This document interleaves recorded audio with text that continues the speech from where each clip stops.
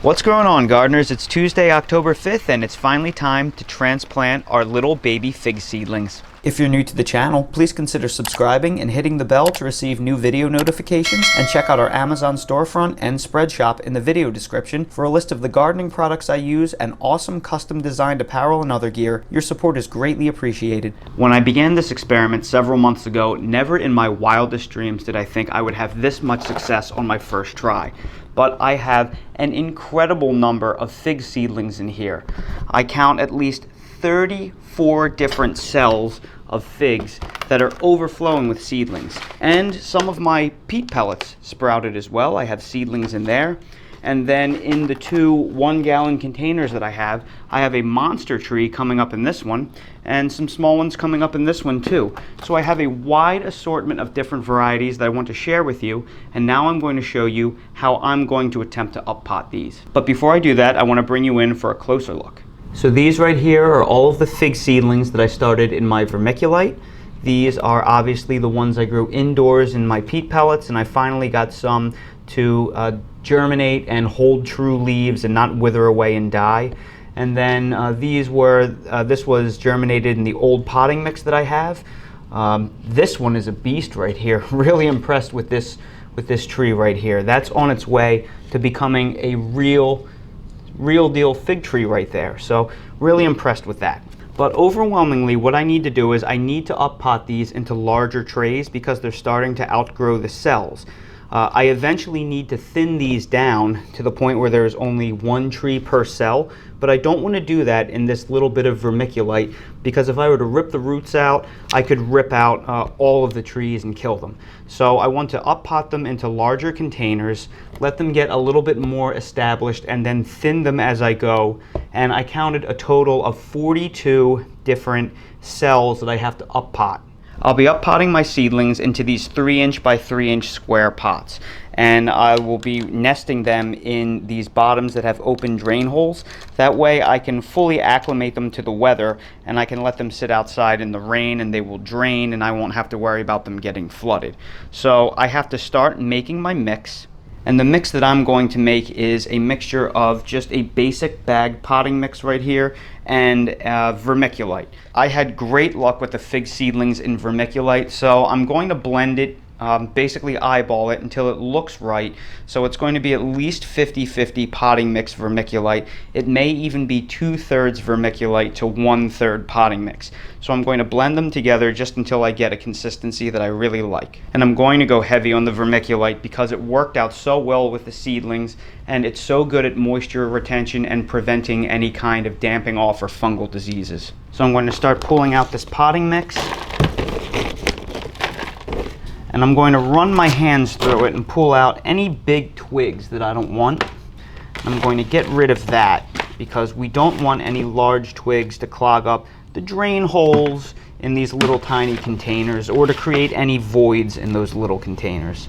These larger sticks are okay when you're putting things in like 15-gallon nursery containers or 20-gallon grow bags, because with a pot that big, they don't make a big difference. But when you're using these little 3x3 pots, they create large voids. So you want to make sure that you screen any of them out. Now I'm going to dump in the rest of this bag of vermiculite.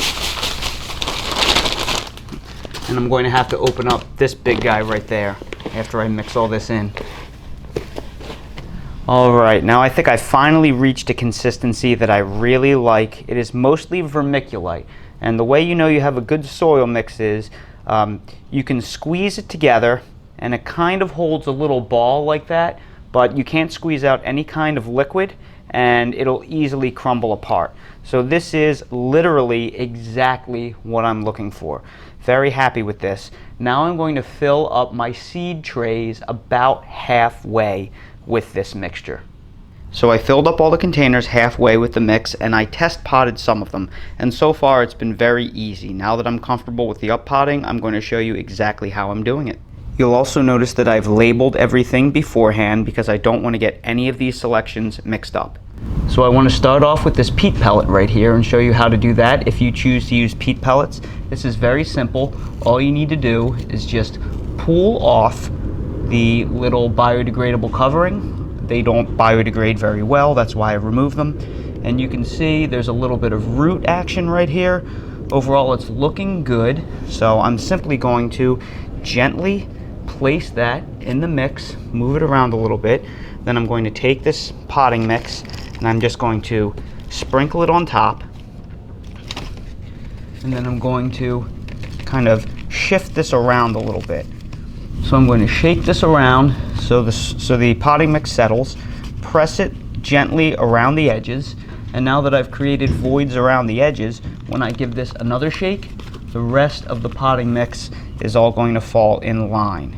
And that's really all you need to do with the peat pellets. The peat pellets are very simple. It's a little bit more tricky to up pot these. So in order to up pot these, you want to do these very carefully, one at a time, and lightly pinch the bottoms of the cell. And that will help, if you press on the bottom, that will help eject the seedling. You can't pull on it. If you pull on it, it will fall apart. So here you can see the seedling right here. The roots on this are very, very fragile. So we have to be very careful when placing this in our pots. And the way I'm going to do that is I'm going to take my finger and place a little divot in that pot. And then I'm going to just ever so gently set that on top.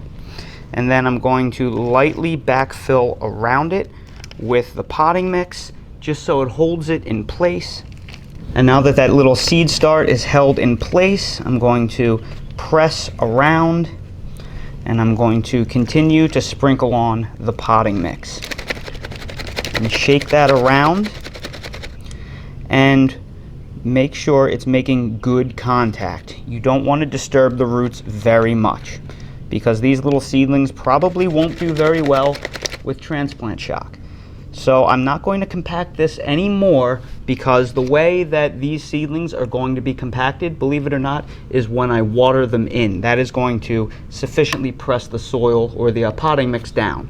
So now that I've showed you how to do each of these two types, I'm going to continue to up pot the others.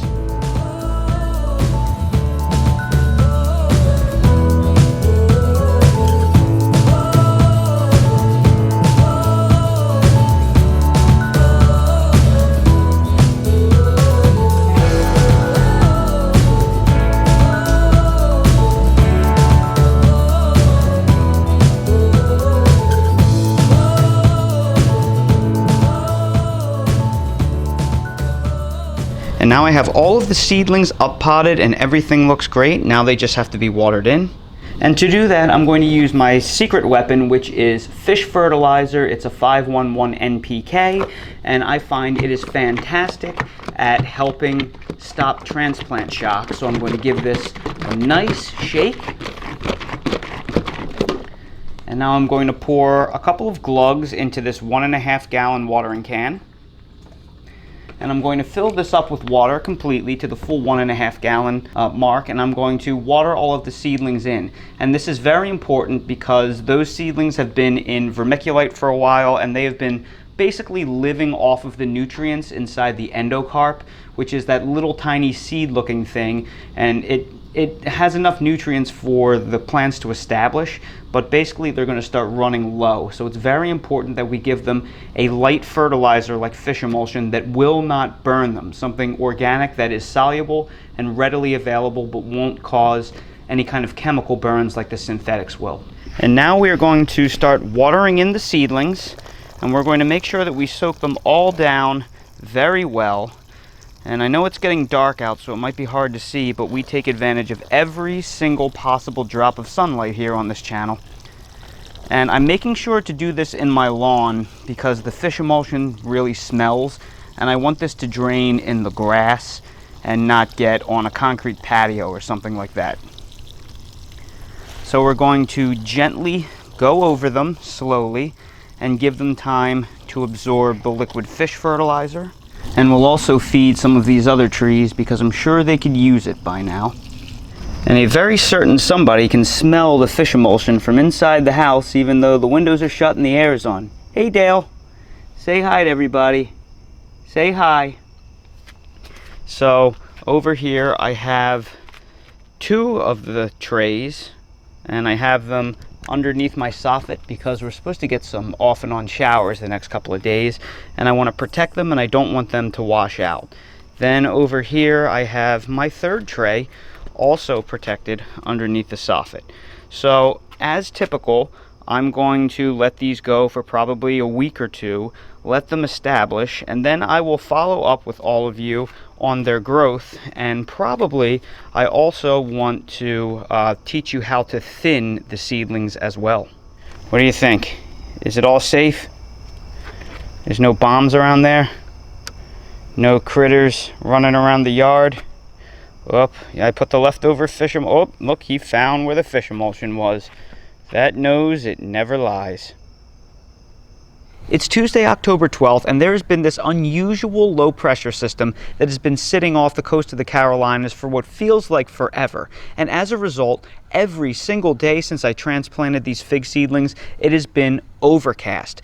But the low pressure system has been just far enough offshore that we've gotten very little rain out of it. So it's just been kind of like this completely overcast, sometimes misty haze. And while this London fog type of weather is just terrible for the human psyche, it's been fantastic at acclimating seedlings because the low UV index and overall high relative humidity really makes it easy for you to transplant and uppot things. And as a result, my fig seedlings have just exploded. I have roughly 100% acclimation. They're all looking great, and I lost none of them in the transplanting process, and I can't wait to show you them all.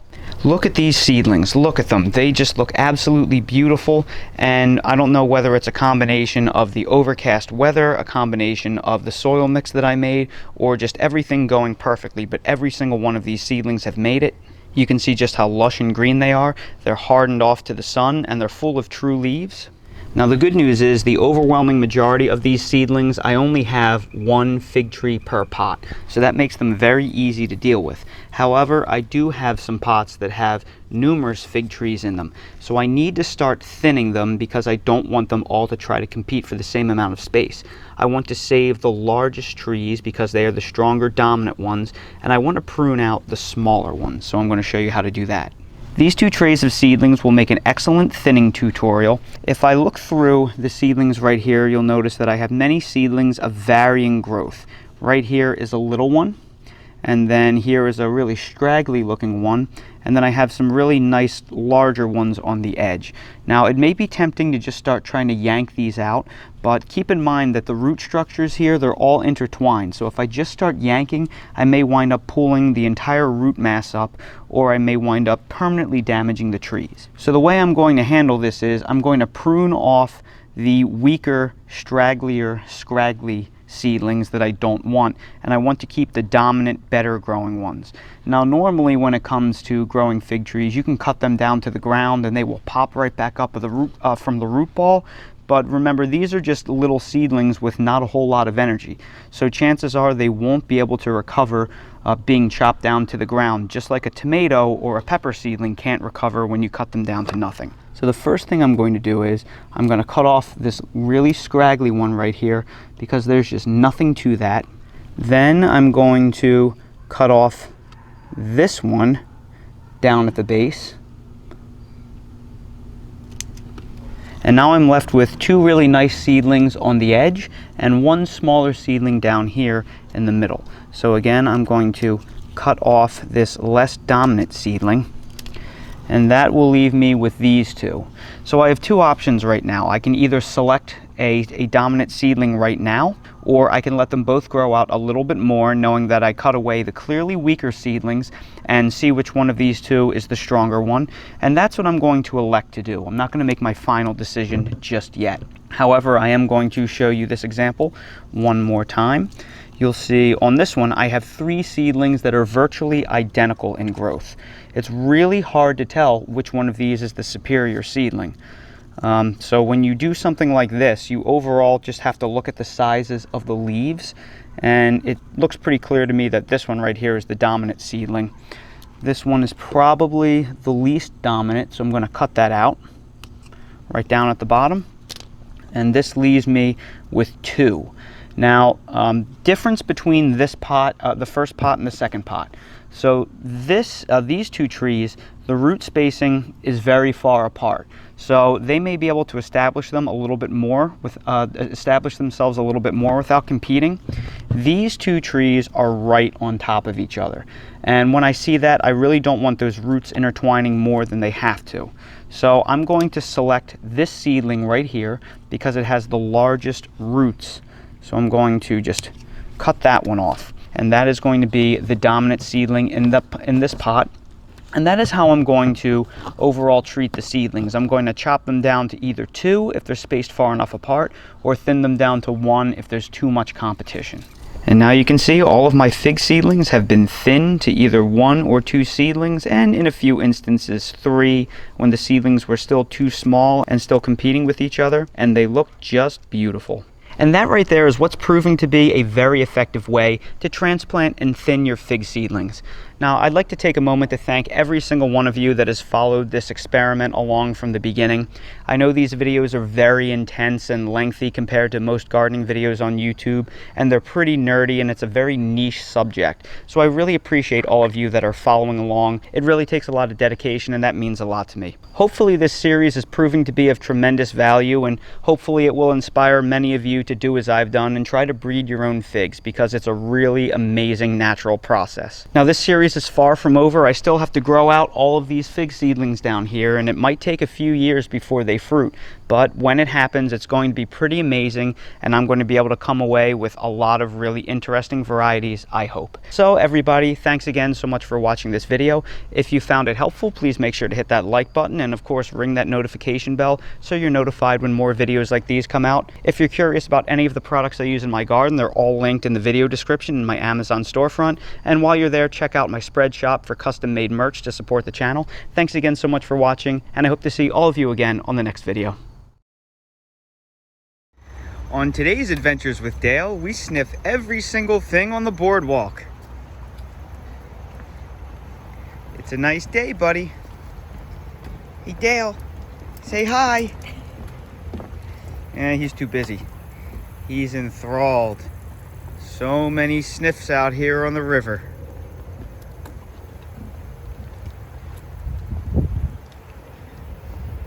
I think he's gonna find the trash can. And there it is.